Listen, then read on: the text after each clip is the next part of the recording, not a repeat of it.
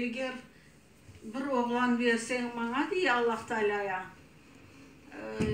en güzel, en sevdiğimi kurban çalarım diye.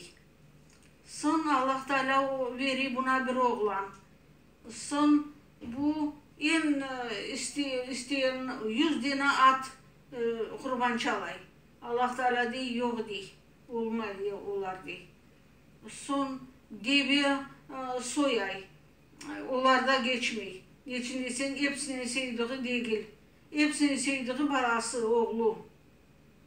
Son alıp gidey oğlunu, anası yundurur, giyindirir.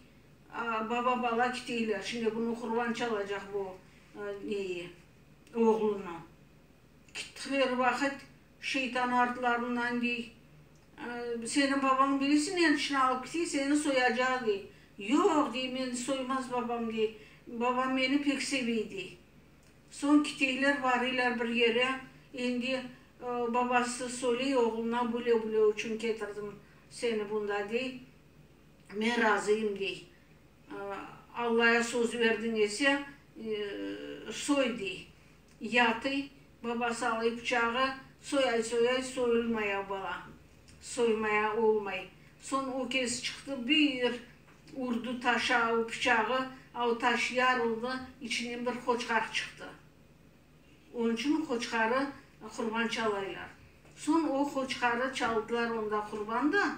Şimdi Allah onu sınadı. Dediğini edecek yoksa yok deyip bu balayı soydurmayacak Allah'a. Son o adam dediğini etti oldu. O kurban çalan sonu koçkarı. Kurban çalaylar da.